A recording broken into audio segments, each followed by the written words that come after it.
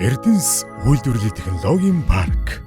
Төвийн бүс хамаарах Сэлэнг аймгийн сайхан сумын нутаг дэвсгэр байгуулагдах хөтөл үйлдвэрлэлийн технологийн парк буюу барилгын материал үйлдвэрлэлийн технологийн паркын тухай товчхон ингээд мэдээлэл өгөх гэсэн юм аа. Сэлэнг аймгийн сайхан сум бол одоо төвийн бүсийн гол зангилаа болох Дархан уулан аймагтай 45 км зайтай байрлалаар онцлогтой. Бүс нутгийн ашиг малтмал гэхээр 493 мянган тонн молибдены нөөц үүд юм байна. 271 сая төмрийн өдрийн нөөц үүд юм байна. Шохон чулуу 48 сая тонн, зис 24.9 сая тонны нөөцтэй байдаг юм байна.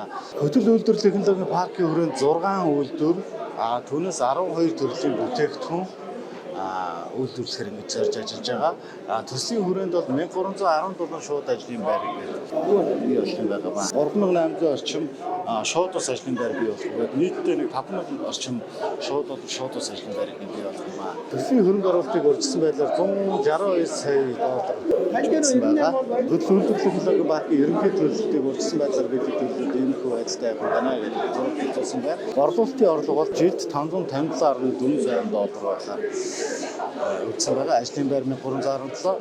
Төслийг 24-с 28 оны хугацаанд хэрэгжүүлэхээр төвлөрж ажиллаж байгаа маа. Бүхэлдэх шохоо 100 мянган тонн, нутаг шохоо 100 мянган тонн, цемент 1 сая тонн, идэвхжүүлсэн кальцийн карбонат 100 мянган тонн, нанак кальцийн карбонат 200 мянган тонн, гидратын шохоо 100 мянган тонн, бетон дөрмөг 595 мянган тонн, зам гүүр дэд үтсийн бетон хийц 235 мянган тонн, иргэний болон үйлдвэрлэлийн барилгын бетон хийц 235 мянган тонн, хөнгөн бодох 300 мянган тонн гэж үзэж байгаа. Ер нь манай хөтөл үйлдвэрлэлийн технологийн парк нь Дархан уулан аймгийн нутагт байгуулагдах ган үйлдвэрлэлийн зогсолттой бас аж үйлдвэрлэлтийн гинжин хэлхээний зарчмаар ажиллахаар ингээд төлөвлөгдөж байгаа. Дотоодын нийт бүтээгдэхүүнийг 50.4%-аар өсгөх гэсэн байгаа.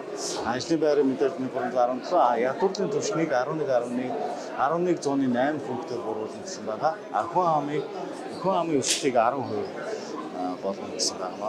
Экспортыг 1.6%-аар өсгөн, төсвийн орлогыг 1.2%-аар өсгөн, хүний хөршлийн индексийг 0.6%-аар өсгөнө гэсэн урьдчилсан төлөвлөлт байна. Тухайн төслийн ач холбогдол нь барилгын материалын үнэ тухайн бүс нутагт мэдээж үйлдвэрлэл эрхэлж байгаа бүс нутаг гэдгээр хараа хамгийн хямд байх боломжийг бүрдүүлж байгаа. Ингэснээр тухайн бүс нутаг төрсөн сайхан сумын барилгажилт хөгжид бол ингээд томоохон үнэтэй хувь нэмэр оруулах юм аа гэж үзэж байгаа. Дэд үтсийн барилгын материалын үйлдвэрлэлийн суурь тавигснаар хөтөл үйлдвэрлэлийн технологийн паркын төвийн бүсийн барилгын материалын үйлдвэрлэлийн томоохон дунд болж хөгжих юм байна. Барилгын материалын үйлдвэрлэл нэн шаардлагатай түүхийдийг олборлох, хайгуулахыг шаардлага тулгуурлан орон нутагт төвлөрөх төсвийн орлого дагаад нэмэгдэх юм байна. Мөн үйлдвэрүүдийн бүтээн байгуулалтыг дагаж дэд үтс эрчим хүчний хэрэглээ харьцангуй тогтворч ийм олон ач холбогдолтой эрэг нөлөөтэй юм төсөл байгаа. Эрдэнэс үйлдвэрлэлийн технологийн парк.